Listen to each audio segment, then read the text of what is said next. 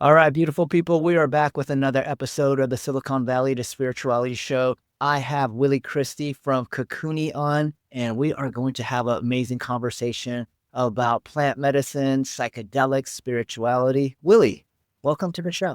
Hello. Thank you for having me. It feels good to be here. It feels good to be here on the internet. Yes, yes. Well, I'm so happy to have you here. And I had mentioned your brand or your band, not your brand. Well, I guess still a And brand. Maybe it was these days words. it's too far Um, off. yeah, Kukuni. And I had mentioned that you're also kind of, in my opinion, kind of like a modern Renaissance man with many different hobbies. So, would you mind giving our audience just a brief intro of who you are and what you do? Modern Renaissance man is very flattering. Um, my name is Willy Christie. I live in Atwater Village in Los Angeles, California. I moved here 8 years ago from Kansas City, which is where I was born and raised. And I dropped out of college and just prioritized my own well-being, and with that just came with very little work hours and a lot of free time. It was just like from 20 onward, I was like, I just want to invest in myself and see where that gets me. And I've just been teaching myself gardening and music and production, and you know just doing the absolute most I can out of everything to save money and to spend my time wisely. Um, and that's just led me here, 16 years later in LA. Just I work at the best dispensary in Southern California called Cornerstone Wellness. It's an absolute gem. And I'm in a band with phenomenal musicians that, we're just pushing each other. We're getting together later today, and I couldn't be more excited to be working with these guys. And then I'm on a spiritual podcast with somebody who only I Zoe only introduces me to like the most magical people, so I'm just really looking forward to talking with you today.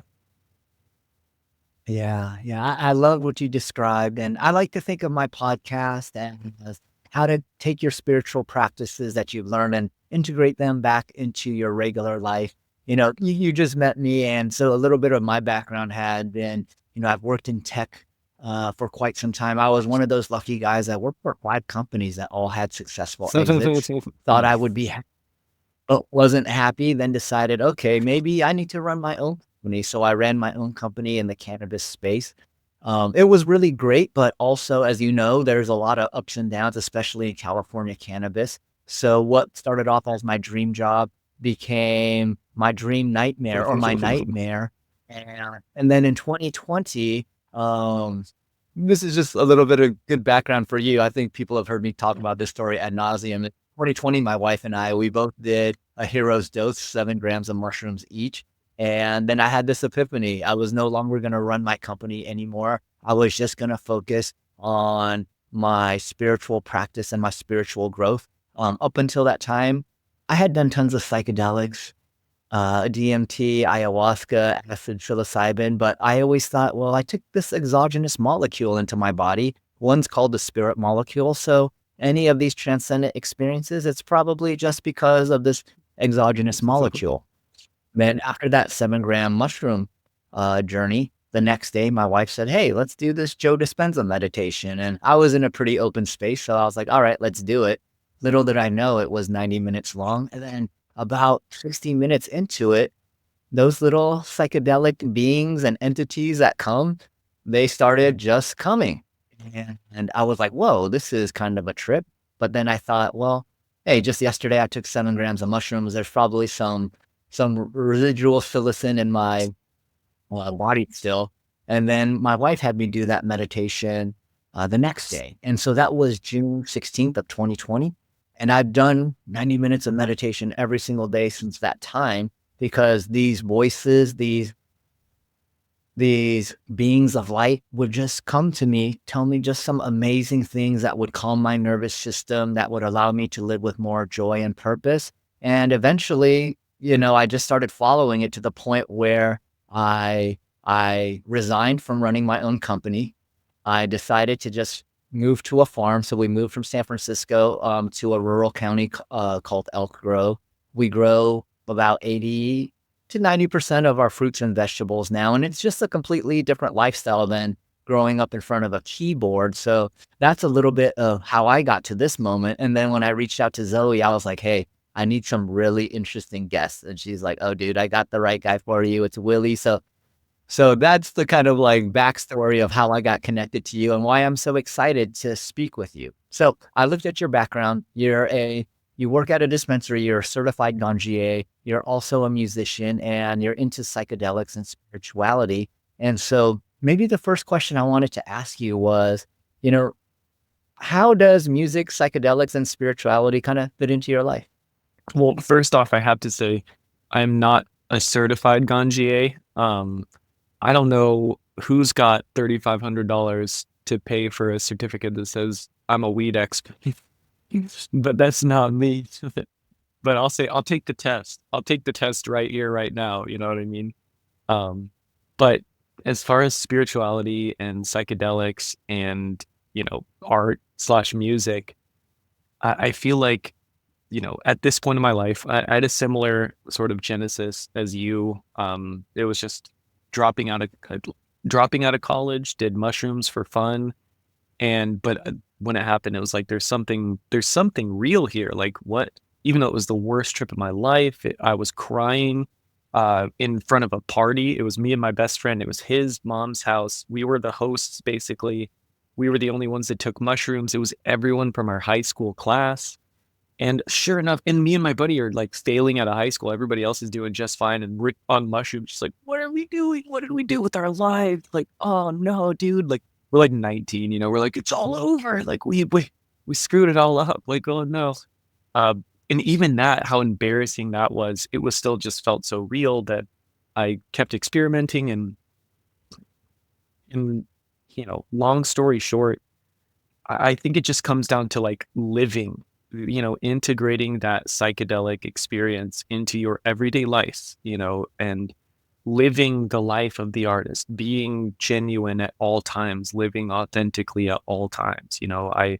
I don't make a lot of money, but I have an extremely fulfilling job helping people with cannabis, which started out as, like a recreational hobby, but has just sort of slapped me in the face over and over again with like the real medicine that it is, even for myself. I consider cannabis a mild psychedelic, and I use it every day to, anxiety, depression, whatever. But specifically, I like to use it to just kind of dip into that psychedelic state throughout the day. Just kind of that's how I see it. Is just kind of a operating between realities, just kind of softening the main reality, if you will. Um, and I think that combining with just living an authentic life and being as genuine of a person as I can be and staying as disciplined as I can be, which, I'm hard on myself, but I always feel like I could be working harder.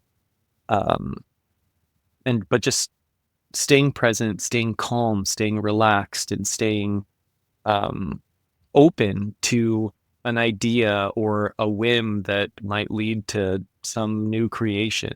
I don't know. I don't know if that answers your question, but I feel like it just becomes you. That's really my answer. Is like all of those things: music, psychedelic, spirituality. Like when you do dedicate yourself to it and you do just focus on it, it becomes you. It becomes your life. And catch me in another 10 years, and hopefully I'll be more disciplined. Yeah. Yeah. You talked about pretty interesting things there. And I think that, a common mistake that I've made and, the vast majority of people that I've coached in the last 3 years when I was teaching meditation, I would say I would classify them as like professional overachievers, people that prioritize their professional growth above everything. Mhm. I think what typically suffers is being your authentic self. if you're working in a big corporation, I know that my mentality was like, all right, I'm here kind of like at the bottom. And then there's the senior level executives, and there's like a certain behavior that I've observed from them. And if I mimic that behavior, then potentially like I'll be accepted by them at some point. And so, to me, it's like pretty amazing to think about, the genesis of this was you being 19 years old at a party freaking out on mushrooms and then really realizing like this is the way that you want to live. And so I know for many of my listeners, they tend to be spiritually open, but maybe not like super deep into spirituality. Now, the psychedelics, the mild psychedelic of cannabis kind of opening you up. I understand that. And I think a lot of people that watch the show understand like that feeling that you get when you have some plant medicine within you that will allow you to open up a little bit more. I'm just curious, like when it comes to like the art that you create, your music, how does that influence what you're creating? That's a good question. Um, I find, more so lately, especially, I just took a class from Brian Eno. He hosted a singer-songwriter class, and his whole thing is essentially, vibe curation, where you really are we are painting with feelings. That is our job as musicians. And the question is like, what feeling am I even aware of the feeling that I'm transmitting, and so lately it's been like trying to transmit a feeling, like while I'm in the creation process, is just staying as centered and as focused on as possible, like, holding on to like the feeling of bliss, or like that's the easiest one, just bliss. I always just, when in doubt, stick with bliss. Just hold on to that, I don't have to describe bliss. Holding on to that feeling and just hold it, just like you're expressing yourself in a song. You take what you feel inside and put it outside and hope that that translates. The better you get at, you know, your daily practice, or the better you get at your art, the clearer that translation is. And so like we all will feel the same bliss, but the question is like, how specifically can I translate it to where everyone else, with their filters and egos and everything in between, their experience and their perception, how clear can I make it to cut through as many people's as possible? And that's a very like visceral way of looking at the songwriting process, but it's just trying to transmit energy that is accepted in the clearest way possible. Yeah. I love that. I love that. I don't make music, but I do make guided meditations, and I do have a similar process of like just thinking, okay, what am I feeling? How do I want them to feel after doing this meditation? And then using that as a North Star. Now, both being men on this call, one of the things that I had realized after coaching a bunch of people is that women seem to be able to be more in touch with their feelings. Most of the guys that I coached, I'd be like, "How are you feeling?" And they'd be like, "Great." And then as we are talking about like their week, I was like, "It sounded like you had a horrible week. Why did you say you felt great?" They would just be like, "Well, I just didn't want to be like a downer, Mhm, mhm. or." And I know for myself, it's similar. I remember like going to a trade show, people would just be like, "What's this?" And then I would just be like in this super peppy, trade show networking mode. And there were a couple times where the guy just asked me some different question, and I was like, like on just like the program repeat cycle of just saying whatever it is I thought I was going to say. And he was like, wasn't even my question. And it made me go, wow, like, I don't think I'm even like present to a lot of these different things. So, what are your thoughts about helping, like, what helped you be more in touch with how you were feeling?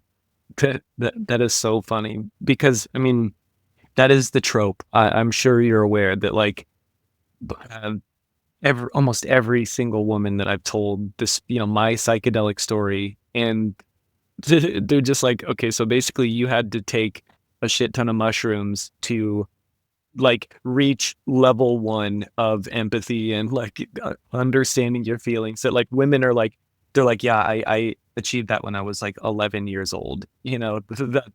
That seems to be a common thing. And not to be like, oh, woe is man type of thing, but like that is a very real symptom of like the suppression, masculinity, toxic masculinity, and the suppression of like our emotions. But fortunately, we have all the rest of the privileges in the world to like enable us to do extremely illegal drugs and have resources and communities, around it to give us the safe space and the mental, confidence bolstered by thousands of years of cultural privilege to reach the 11-year-old empathy of a woman. So for me, what helps me is it is work. It's just work. It's work. It's therapy. It's self-help books. It's meditation. It's literally is seek and ye shall find. You know what I mean? If the goal is self-improvement, if the goal is honest reflection, we all know what that thing is that we need to do. Like it's different for everybody, but if the goal is self-improvement, you know where to start. That's what I think. Like for me, therapy, self-help books out the wazoo. Like that's half of my books are in. The Power of Now was great too, just kind of calming my mind in order to tackle the rest of my existence, if you will. Like that was a hugely influential book for me. Yeah, yeah, I love that. I love that you're talking about self-help books, personal development work, and, it's interesting 'cause, um, I'm not a full-time coach anymore, but, my clients started off like 95% men, and then by the end of it, it was like maybe 80% women, and one of the things that I found is, like, when men are looking to do self-improvement, it's less about going deep within. It's about like, hey, how can I create a better marketing Sure. program? Or how can we pull in more revenue? Or how do I get six-pack abs and, attract whoever I want to Yeah. attract, Yeah. right? All these external facing things. And, I just kind of looking at your response here, I think like we're on the same page about, no, you're talking about like internal development, not like these things that you improve externally so other people could see it and then validate yourself. It's like you need to validate yourself. And I think one thing that I always like to bring up is I know tons of people get triggered by the word toxic masculinity. And there is also positive masculinity. I think when people hear the word toxic masculinity, they think we're saying all masculinity Hmm. is bad. And there's very positive masculine traits, and there's also toxic femininity. We just don't see it as often or have it many examples of it, like literally every day as toxic masculinity. So Hmm. I really like talking about there. Now, we were just talking about meditation. What are some of the ways that you like to meditate? What helps you get into the zone? I mean, lately I've fallen out of a daily practice, but when I do, it's rewarding. And I beat myself up every day that I don't meditate. But it's been like a slow process of getting on the train and falling off, as I'm sure you're aware. My favorite quote that I love telling other people and not implementing in my own life is I think it's Osho maybe said it, or some famous internet guru. Like it meditate for 10 minutes every day. If you don't have 10 minutes to meditate for 20 minutes. That's but when I do meditate, or when I'm like lately, my meditations, because I consider meditation the like silent, kind of zazen meditation, like sitting, relaxing, tuning out, and just being present. That is what I consider like classical meditation, which I have fallen out of. But I do have like little meditations throughout the day. When I'm driving, that's a really big one, because that's one of the most stressful times of my day is driving in Los Angeles. Scanning my body, scanning for tension, just holding on to that relaxed feeling, making sure that I'm relaxed everywhere. And I don't remember where I heard it at this point. Um, it might have been a comment on an Instagram post, even like as silly as that. But there's this mantra that I saw somewhere that was just like, I'm healthy, I'm wealthy, I'm safe, I'm free. And I've just been like Mhm. repeating that to myself. I don't even know, over a year now, I think. Just that just kind of stuck for me. And I was like, I really like that. And I've just been repeating that to myself throughout the day too, just trying to, yeah, trying to cultivate that flame in the center so that like I have my peace no matter what is happening outside of myself, especially given the state of the world today. Just making sure, oh wow, I've noticed that my flame is just smoking. It's nothing right now. I gotta calm back down and bring it back to, and just trying to carry that calm center with me throughout the day. That is essentially my meditation. Yeah, yeah. I really loved your answer because, most people do think about the meditation as just sitting still, talking about doing some, mantras or affirmations, maybe focusing on a body part. But you had mentioned driving. And I do believe that like there's tons of activities that get you into that meditative state. My wife likes gardening. I like sitting on the lawnmower. It takes about 2 hours to mow our lawn. We have like just tons of acreage out here now that we moved out to a rural area. And I find like, wow, like I could really tap into that creative space when I'm just zoning out and mowing the lawn, and all these intuitive, creative ideas just start like downloading into my brain. And this is really awesome. And so I think it's important. I know that I was told that I had ADHD by literally every doctor when I was younger. So when it came to like meditating and I couldn't sit still, I just thought, oh, it's my ADHD. It's my ADHD.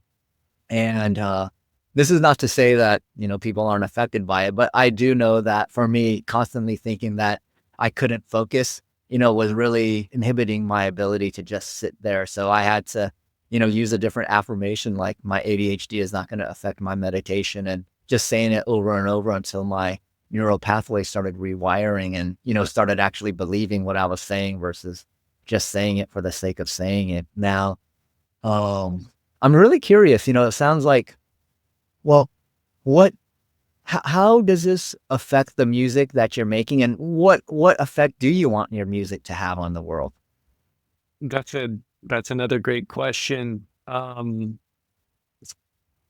I'd like to think that it just, l- you know, it imbues the music with that authenticity, like bringing it back to just if you're living genuinely and living authentically, and then if you're in a state that is present and calm, that like, I'd like to think that you are a really good conduit at that moment, and so in my practice as a musician, it has lately been trying to, in those moments of clarity, if you will, having the skills and the deftness required to just like translate an idea A, B, C, D, E, F, G, open, close, like have it be like from conception to completion in one session, essentially. That is sort of what I'm trying to achieve, is Oh, essentially being able to sketch something in the moment and just but have that sketch be like very close to a finished product. And I feel like that not only is it, you're capturing all those feelings and that presence, but you're also capturing that um you're capturing the moment, that urgency of the moment, that fleeting ethereal spirit of the moment. If I feel like that's what art and craft is honing your skills to just capture a fleeting moment and present it and be like, look, this is a fleeting moment, isn't it? And people be like, wow, that is a fleeting moment. yeah, that is so cool. You know, I don't play an instrument, but I got a djembe drum and a handpan I behind see me over that. I there see that. yeah, and I've been really trying to the djembe I could play a few beats. The handpan I thought I've had it for like 2 years now. I thought after just playing around with it for like 15 minutes a day, I'd learn how to play it, but that hasn't come. But the reason why I bring those up is I was in a ayahuasca ceremony last year, actually down in your neck of the woods in Southern California. It was a 3-day ceremony, and one of my good friends, he has a PhD in biomedical engineering. He invited me to the event. He's been inviting me to a bunch of these plant medicine circles for probably 2 or 3 years. I just never showed up. And as you can imagine, as someone with a PhD in biomedical engineering, he's a very kind of even keeled, almost like stoic type person. Maybe And maybe on so the spectrum. maybe on the spectrum. And I think we're all on the spectrum, to be honest. Of course. Figured out a little bit later, but so during the second night, so they were playing music the entire time, just these really beautiful indigenous songs. One of them made me like puke like 20 times, and I asked later, and they're like, "Oh yeah, that's a purging song." And I was like, Wow. "Whoa, that was pretty awesome." Um, and it was actually a pleasurable purge, even though saying I purged 20 times, probably sounds unpleasurable.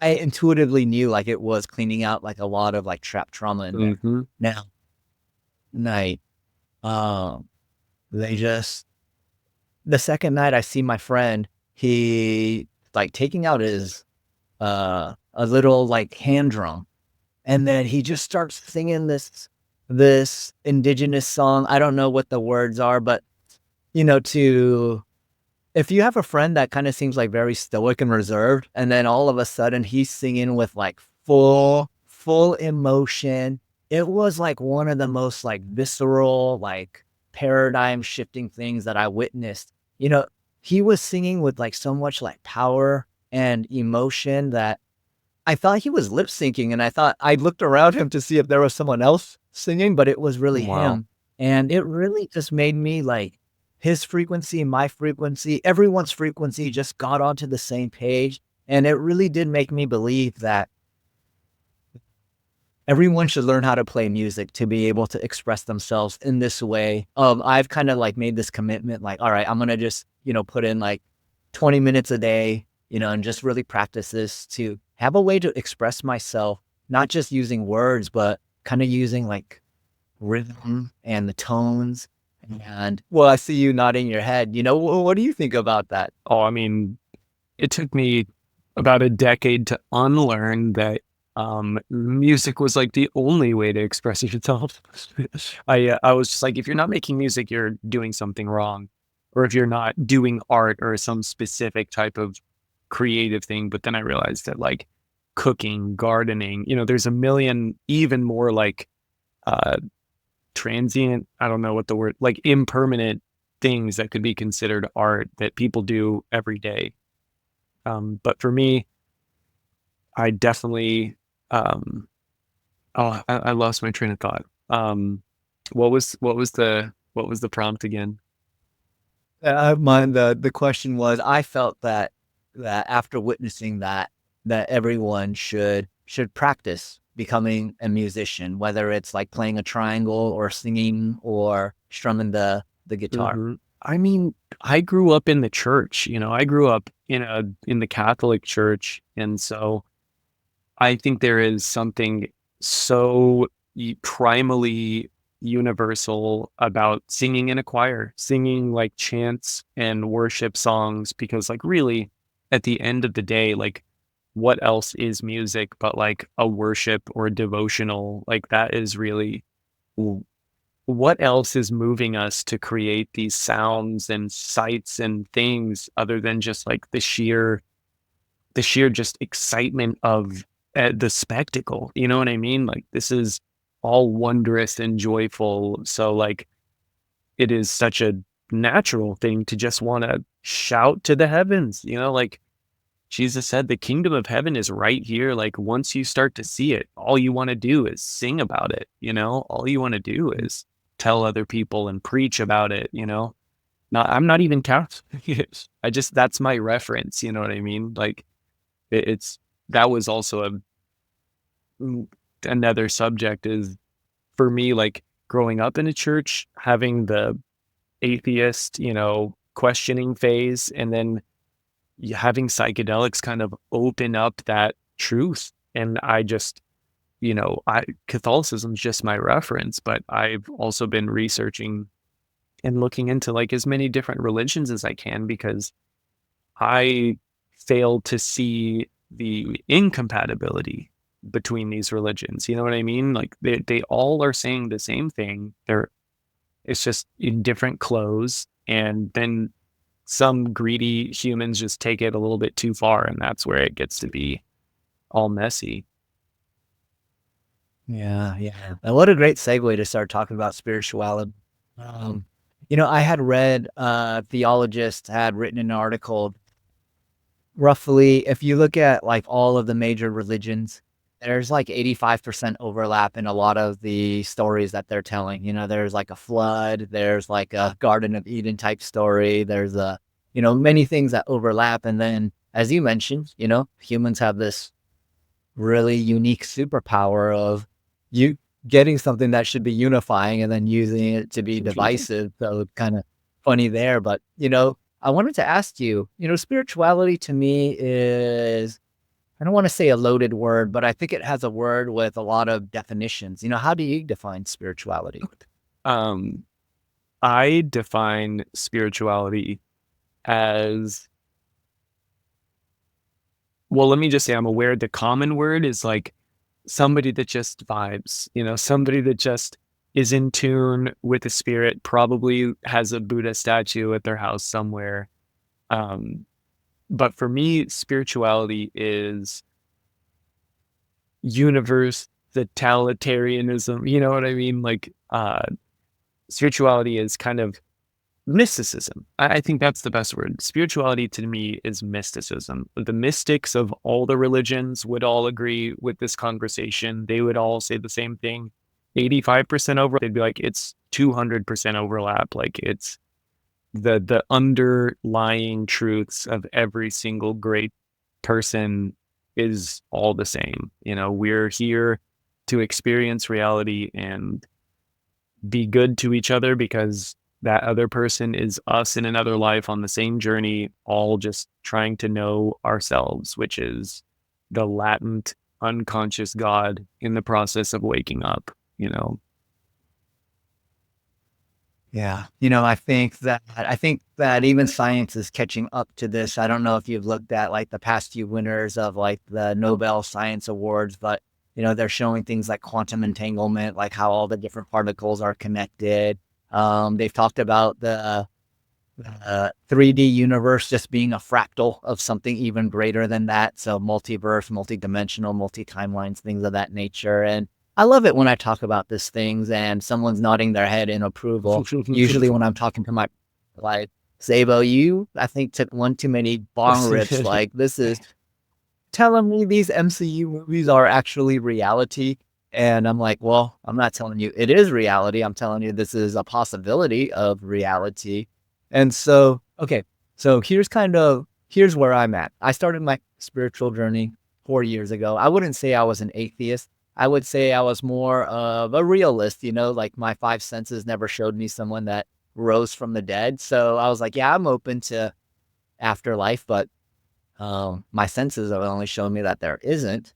Now, the flip side is once I became opened up, like I got introduced into this spiritual world. And after 4 years in it, my kind of takeaway is too much religion leads to kind of like dogmatic beliefs. Too much logic and rationality can lead to kind of like mental burnout, analysis paralysis. And then sometimes too much spirituality could lead to delusion. And what I mean by that is I've met some people that claim like they're starseed and that the frequency of the earth is much too dense and they just can't wait to get into the 4D and 5D. And then I saw that as kind of like spiritually bypassing your life right now. So I'm just curious, how do you integrate your spiritual practices and beliefs into your day-to-day life?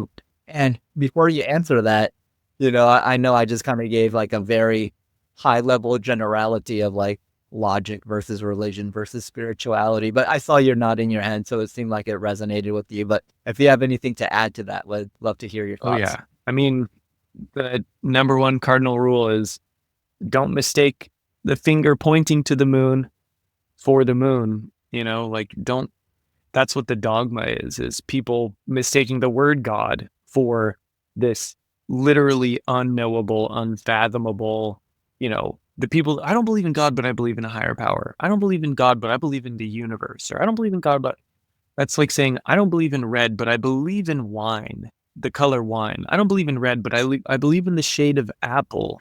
It's like these are all words for the exact same thing. We're just so caught up in the fairy tales, that we're so caught up in the stories we were told as children to explain not just these lofty concepts, the loftiest concepts, like truly the loftiest concept is God. And how else do you explain that to a child? And to a child, most atheists are caught up in that childhood storybook cartoon definition of God, and not realizing that it's a metaphor. It's an allegory for something much, much deeper. And that is the finger pointing, the word God, that all-seeing old man in the sky, like think about that. Like, what is that actually? Like, what could be an omnipotent, infinite perceiver, and that is consciousness. That is the infinite watcher that is present in, behind all of our minds, if you will. Like that, of course, boom, now it makes sense. Nobody can physically do that, but this mystical thing that science cannot explain, the thing that is perceiving our thoughts, our actions, our lives, our reality, there is something unchanging behind all that perceives it. And I don't think it's too much of a stretch to assume that whatever is watching me is also watching you, is also watching our parents, our parents, our children, blah, blah, blah. It's the same thing that exists outside of time, like, of course, to me, it seems very simple. And I don't think it's too much of a stretch to think that a child could start to comprehend that, like shortly after the man in the sky picture stops working, And for me, carrying that into my everyday life is, that helps me be present. It's just being aware of the truth and acknowledging the truth that this is just like essentially a more permanent dream, that this level that we're on, this level of consciousness is just like a thick dream. And no matter what, I wake up every day, no matter what I realize, no matter what I learn, I go to sleep and I wake up the next day and I'm here. I have no choice but to participate in this. And so I, I want to be happy. I want to feel good, simple things. I want people to like me. I want to love. I want to be loved.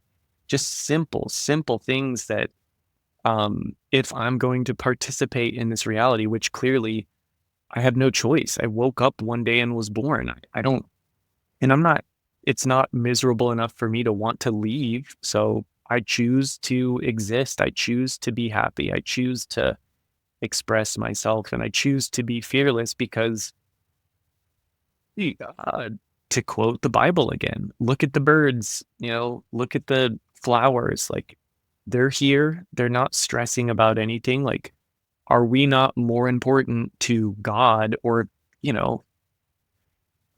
us, if this is here for us, why would we choose to be miserable? Like, I'm just like at this point in my life, trying to just enjoy the ride, just, it's a beautiful ride. And for those with eyes to see it. Yeah. Yeah. I think I think the timing of this conversation is really, really good. You're in LA. Obviously, LA has had some horrible fires. I'm in Northern California, but I went to UCLA, so I'm very familiar. Like half my friends still live in that area. And, we are living in really polarizing times, right? Like I used to live in San Francisco, maybe the most progressive place in the world, or one of them at least. Now I live in a conservative rural town. And you're right. It's just like the birds and the flowers. People get up every day. They got to do what they have to do. And you'd be pretty surprised at how not different like progressives and conservatives are outside of like certain talking points and things of that nature. And what I really liked what you said was like, I choose to live with joy. I choose to live with excitement. And I think that, I've had these moments where I turned on the news and I felt like I had no choice but to be like afraid and fearful and anxious. And then just going into a meditation and then really getting grounded with Mother Gaia again and realizing like, wow, that was just all like just words I read on a piece of paper that like literally shifted every single like thing that I was feeling that day. And so, for people that were feeling like how I was feeling and might not be like, well, how do you choose happiness when all this stuff is going on? What would you say to someone like that? I mean, for one, I'll bring it back. I'll bring it back to my friend Holden. He likes to say Jesus was a doomsday cult, and to take it to another Catholic trope, like it as it was in the beginning, is now, and ever shall be. The world has always been falling apart. It's always been one disaster away from extinction. Humanity's always been clawing at each other's throats. Brothers and sisters have been fighting for, the first story in the Bible is a brother killing another, or the second story rather. You know what I mean? Like humans are filled with violence. Humans are filled, like, that's the challenge. Like if it were fucking rainbows and daisies, like it wouldn't mean anything. We have dreams like that every night, and we wake up and then we go to work, like then we wake up and we get sick. Like that's the challenge. The challenge, like joy would mean nothing if it were easy. The challenge is fighting through the shit, fighting through the state of the world, the quote state of the world. I heard a song yesterday by this cool band called Black Flower. They just released a record, and there's one refrain that this girl kept singing, and it was like, state of the mind, state of the world. That's the monkey system, or something like that. And I just see that as like, it is that simple. Like, I think the world is perfect as it is.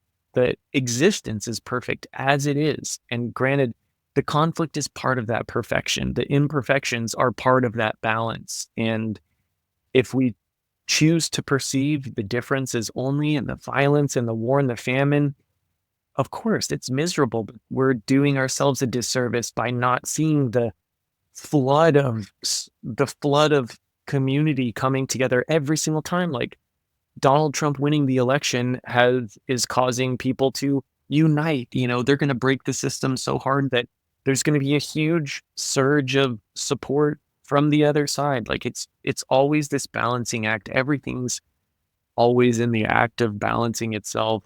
I think people like to get, it's easy. It's easy to give up your power to somebody else and be like, oh, I can't do it. It's too stressful out there, but the reality is it will always be too stressful. It will always be too dangerous. It will always be the worst time, but it will also always be the best time. And it will also always be too safe and too easy, once you start doing it. Like the universe, our world is full of paradigms and things and contradictions, things that don't make sense. Like you put yourself out into the world in the most vulnerable way possible, and a million people show up to hug you for no reason. That's the world I want to live in. And that's the world that like I choose to participate in. And that's what I see. I see the disasters and I feel the stress, but then I see the resilience, that is, we live on a planet. We have no idea what is going on, what we're doing, how to do it.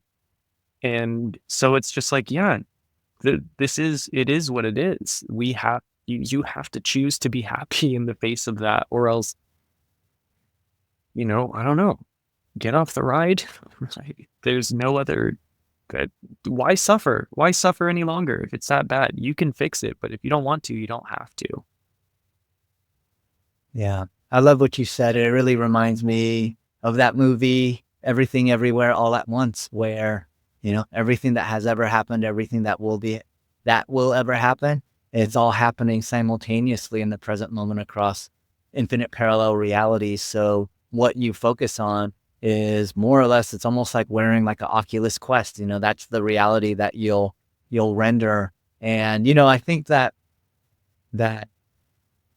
that people like you and I that have had that understanding. I don't know about you, but I have met other people that are really, really caught up on what's going on. And to be honest, like the more I read on the newspaper, it's really hard to not get caught up in this stuff. It does seem like, whoa, this is absolutely like the worst time. But then I remember 4 years ago, that was the worst time. And then 4 years before that, And so, 100 I years do see ago and that. 1,000 years ago, you know what I mean? Like there's been the Holocaust was worse than this, and Genghis Khan was worse than that. It's pick your time and pick a place in the world, and there's absolutely cosmically horrible shit have to do. You know what I mean? But also, I guarantee you, I don't know. I think it's even from a scientist perspective, if you want to bring in Newtonian physics, which I guess have been disproven at this point, but like for every action, there is an equal and opposite reaction, and feelings generate physical waves, So like, it's all in balance. I have a song where the like chorus or the line right before the chorus is like, if it wasn't all perfect, then it wouldn't exist.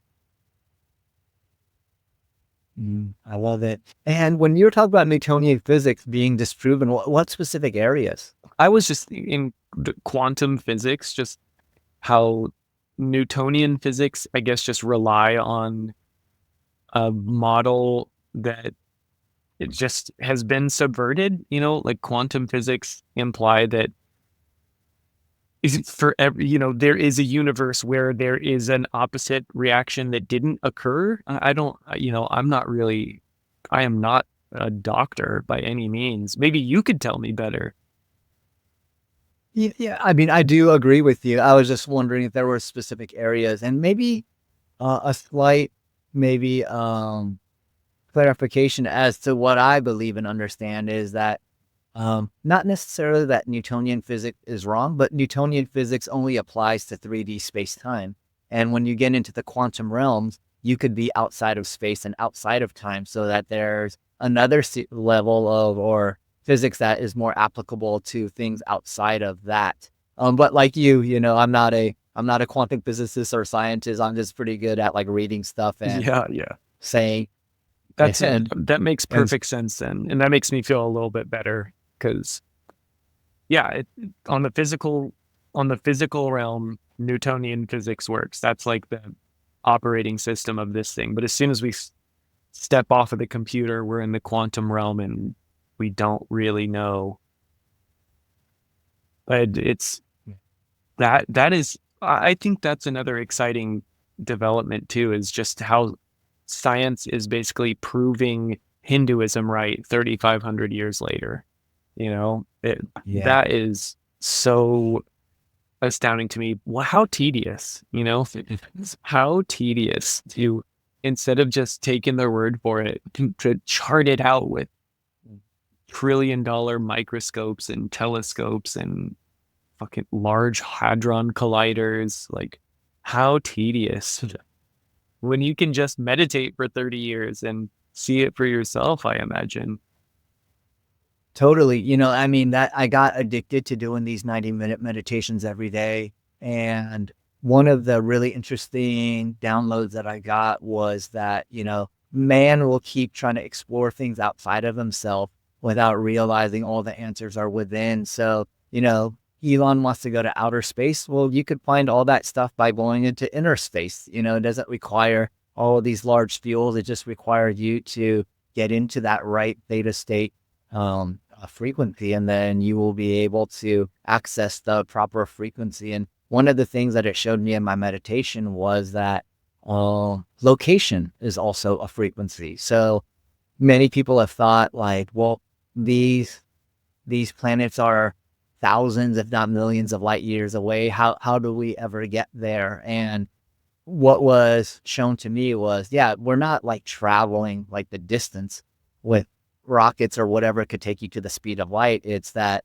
you understand like that there's a frequency for sound and then there's also a frequency for location. And if you understand how to utilize these frequencies, it would more or less kind of be like traveling through like a wormhole where you are able to tear through the fabric of space time and kind of pop out in another location based on a specific frequency. And, these are the types of things that I could just kind of regurgitate that I heard from my guides, but have no idea like how that actually Yeah. works in practice. But it does make a lot more sense to me because it was one of those things of just like, well, even at hyper speeds or light speed, like how would we travel the universe or get to places without our biological bodies like just expiring? Man, there are two books that I read that you just like reminded me of, and I want to ask you one if you've read them. Autobiography of a Yogi by Yogananda, and then God Speaks by Meher Baba. Have you heard of or read either of those books? I've heard of both books, but I haven't read either of them. But this is like the fifth or sixth time it's come up. And so I think that's enough times where I should go read them. Yeah, Autobiography of a Yogi is beautiful, and he describes like he's got several uh, gurus that appear to him throughout his life, and one of them was his like guru's guru type of thing. And it was this guy. I think his name's Babaji. Does that sound right? Yep, Baba Ji. So Bob, obviously, he's like the fucking Paul McCartney of Hinduism, this dude. And he still appears. Like that's the craziest thing is he will still be seen around the world. But even when he was alive, he was like this type of like and forgive me, maybe I'm just being like a Western fool, but like from the stories I've read, this guy was like the real deal. Like he would be in multiple places at once. He'd appear on a park bench and be like, I've been waiting for you for 32 years. I know everything about you, type of thing.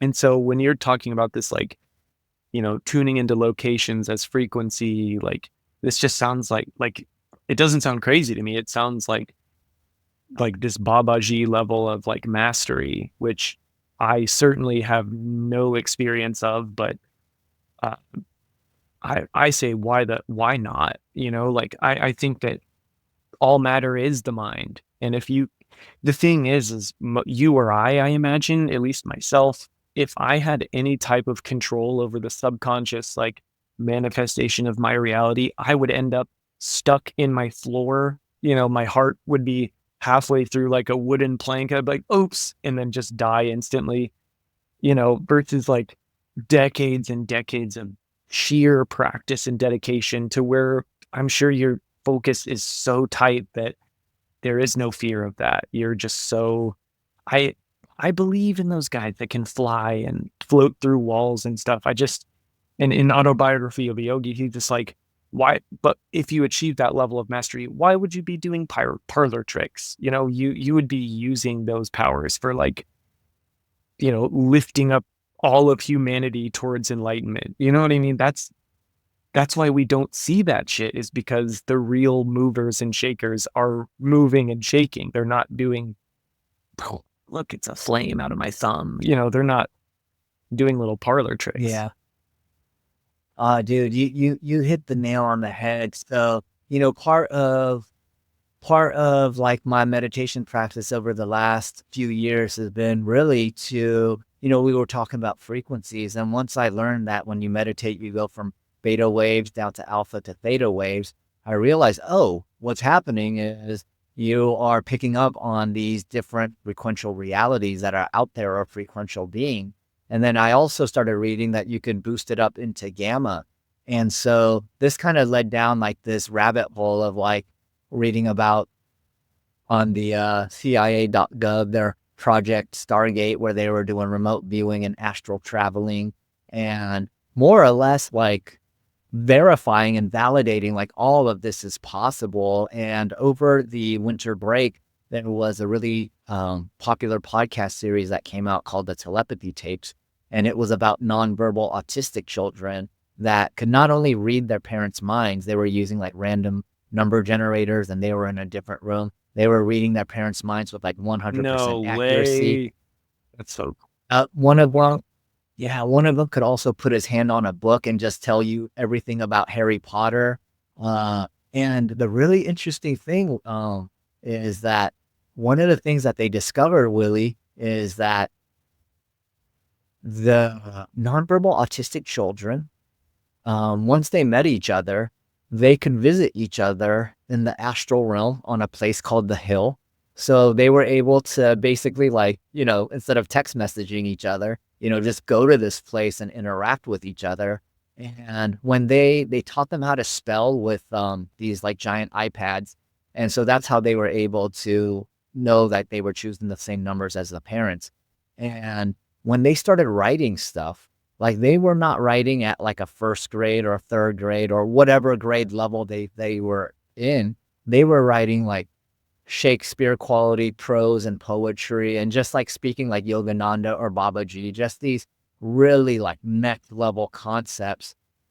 And and they also said like they hate being called disabled because when you're able to be telepathic, they called it telepathy, not telepathy. It's both information and feeling. So they said Wow. like when you're speaking, it's just like really like low level communication.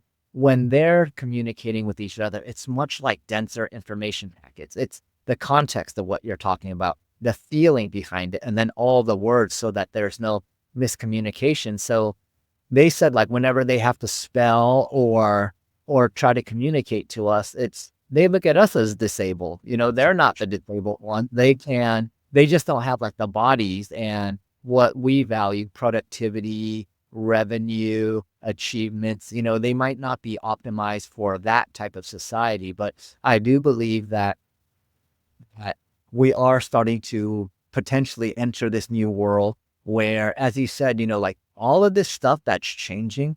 Well, how would we make room for new systems if the old systems are still here? And that was kind of like one of the most like nervous system calming things that I got when I was meditating was like, yeah, like they're dismantling a lot of this stuff, but was this stuff really serving everyone? Awesome. And when they told me they're dismantling all this stuff, this isn't necessarily like these are the good guys and they're doing it for the greater good. They're all acting in their self-interest, but their self-interest is the catalyst for this next phase. Just like I'll go one step deeper was, you were talking about this like, kumbaya utopia. I had done a meditation where they showed me there was like a version of Earth that started off kumbaya. And these beings at that point, this might sound crazy, but fuck it, let's just go with it. The humans at that time, or in that version of Earth, were able to photosynthesize. And so there was no need to like hunt and get food. You just get all your energy from the sun. And so they said like in this version of Earth, there wasn't like much like evolutionary progress. So they needed to do some evolutionary tension. The first thing was, all right, let's just make them hungry.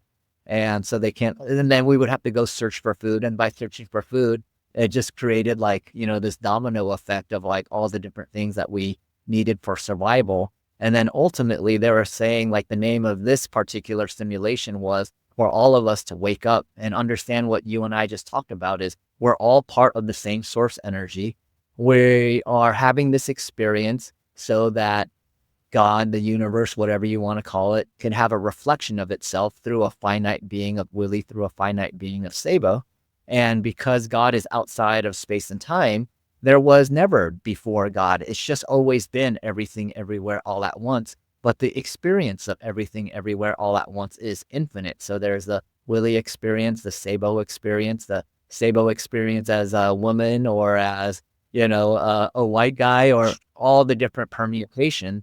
And that's what the universe has been doing, or God or consciousness has been doing since the beginning of time, and will be doing it forever, which is just having more reflections of itself being uploaded through us as its kind of senses. And like the analogy that it showed me was your brain is sitting inside like a dark cave. And the only way it has an idea of what the world is like is it has your five senses to communicate all this information. And then it gives you some sort of view of the world. And then so it was showing me like God or existence is kind of like this brain with crazy computing power. And then we're like all the individual senses that is gathering this information, uploading it back into the mainframe, and then giving it its idea of what it actually is. Because if you are everything everywhere all at once, then you're just like this homogenous thing of everything without the ability to kind of differentiate. And that's how everything everywhere all at once becomes, I guess, all of us, was kind of like what it was shown to me. Mhm.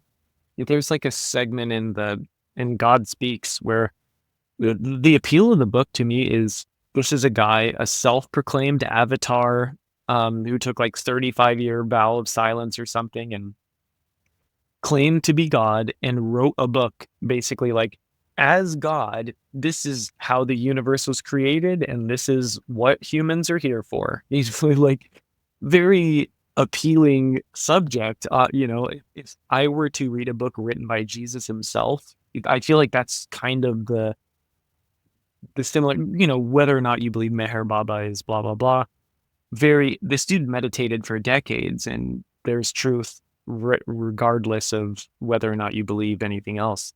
And he was mentioning too, like the part of infinity is nothingness, part of infinite experience is experiencing nothingness. And that is like the pattern of the universe is nothingness, everythingness, nothingness, everything is, but that is all contained in infinity, which is, again, it's unfathomable. Like we truly can't comprehend it. And maybe there's like, to me, I'm like visualizing like you know, if we zoom out to see the universe expanding as a sphere, you know, like it's like, oh wow, look at that. What is outside of that? What is outside of that universe? But I imagine the further you zoom out, it's like this 4D. Whoop, all of a sudden, you're fractally back in looking outside of that same sphere again.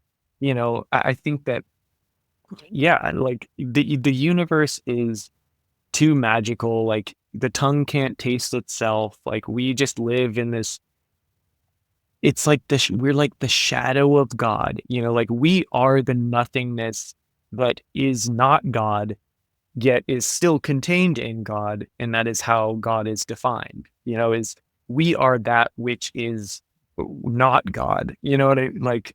That's I don't understand what I'm saying. I'm just trying to say it how I've read I it. get, yeah, I not only forget it, I feel it, my friend. And, I think one of the most, 'cause when I was designing, I don't know if you know my background, but I designed vaporizers. So I've been designing vaporizers since 1997. This is the latest cool Oh, little one I designed. sick. It's shaped like, yeah. Whoa. And, and so I've always approached cannabis from a very scientific process, bioavailability, cannabinoids, flavonoids, how does your body interact and uptake this CB1, CB2 receptors. So when I started changing my vocabulary from like atoms and molecules to like frequencies and vibrations, like it wasn't met with, at least in my group of friends, like with a lot of welcome. They just all thought they must have just eaten one too many mushrooms or something. So It's like, no, don't you my trust the guy question, that knew what he was talking about before to know what he's talking about still? Like, I think so. I think so. And so I think for me, okay, the thing that really stood out when you were describing it was like, the people that do have these abilities, they're not doing like parlor tricks like, hey, let me show you, like, I'm going to make that thing float or I'm going to teleport. Right. And so one of the things that, um, in one of my meditations that was downloaded to me was like, hey, astral traveling, remote viewing, teleportation, telekinesis, like all of this stuff is like cool. But if your day to day tangible living experience isn't improved, it's no different than learning how to juggle or blowing glass or any other skill set that you can acquire. And that's the number one thing to be able to live a life today in the present moment with more joy, purpose, and peace. And so I feel like you do a pretty good job of this. For people that are feeling overwhelmed, feeling anxious, what are some tangible things that they could do to calm their nervous system down and get recenter? I mean, I hadn't done this in a long time, but the Brian Eno class, out of nowhere, he's just like, okay, homework for this week is no social media. Limit your use of technology, become aware of how tethered we are. And I will say, instantly just felt lighter, slower, more at peace, just easy. That is very easy to do. You're not going to change the world by checking Instagram every morning. You're not going to change the world by knowing what's happening in the Middle East.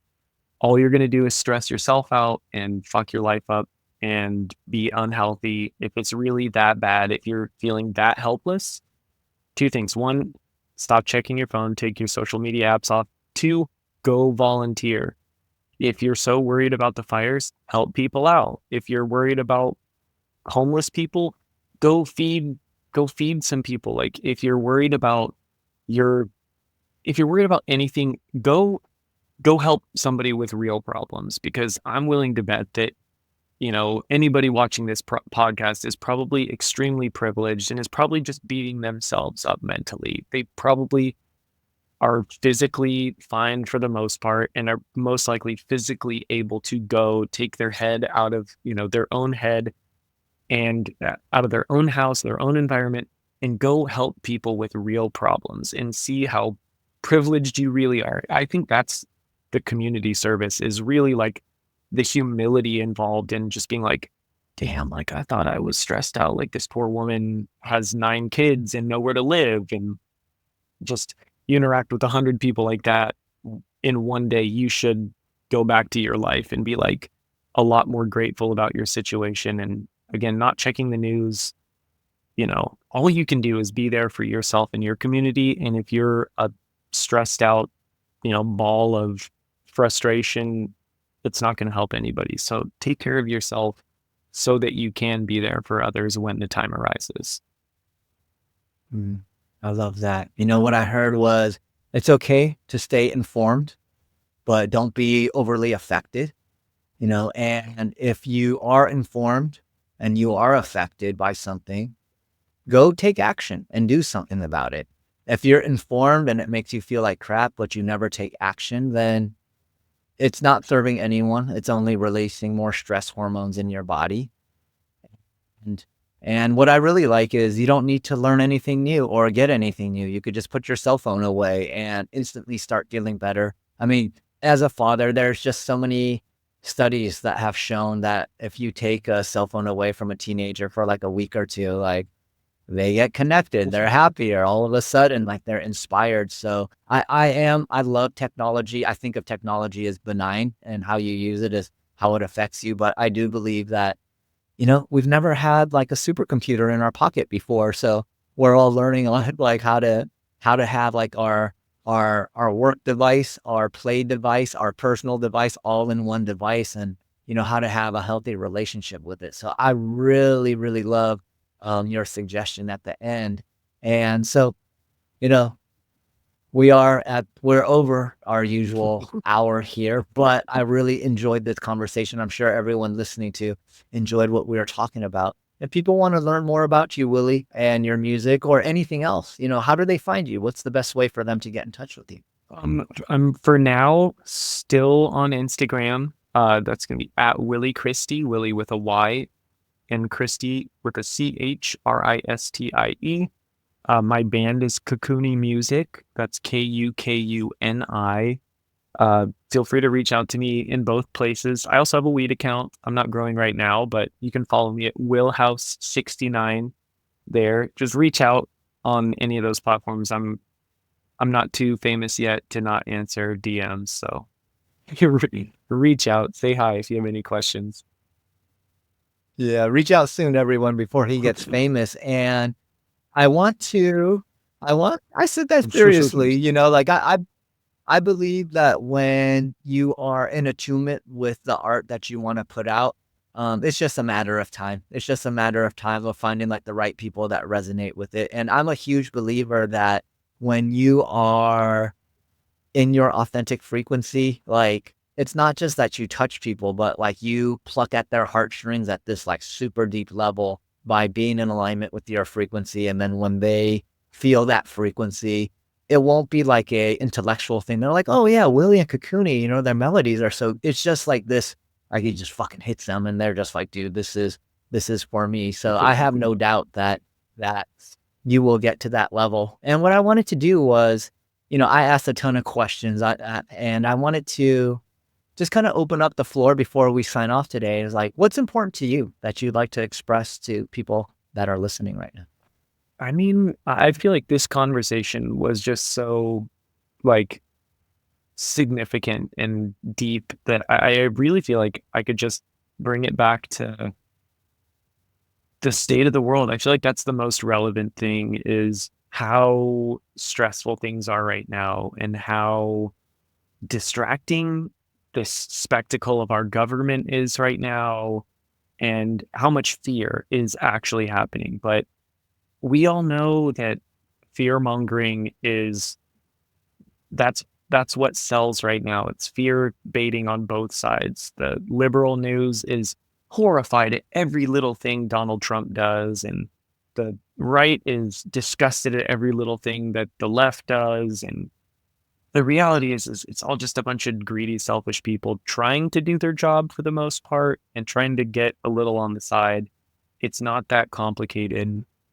Uh, I think that as long as we're just in tune with what is happening in the world or what's happening in our own life, that's really all we can handle. That's all we can control is, we can't control the world. Like Gandhi said, be the change you wish to see in the world, because that's really all we can handle.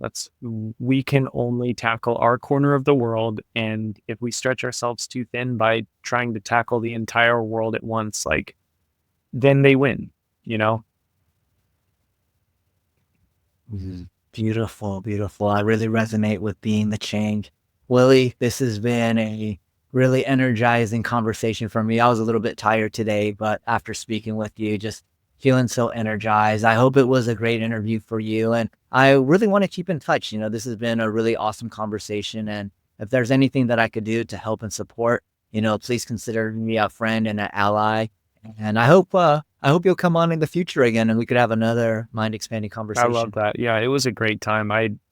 I'd love to come visit sometime, or whenever you're in LA, hit me up and let's go get some food or something. Totally, totally. If you're ever up here in the Sacramento area, that's the biggest town that people have heard of, where I live to. Please come by. We really we have 2 acres out here. So we wanted to grow our own food, just be really peaceful. If people wanted to do some plant medicines and not worry that some random person will show up, this is like a really great area to just kind of relax, get reconnected and re-energized. So we'd love to have you up here whenever you're I up love here. that. All right, everyone. Well, that is Willy Christie from Kukuni. What a wonderful guest this week. Thank you, everyone, for watching. If you love him, show him some love. Go follow his channels. Go download his music, and we'll be back next week with another episode of the Silicon Valley Spirituality Show. Thank you, Awesome. everyone. Thank you.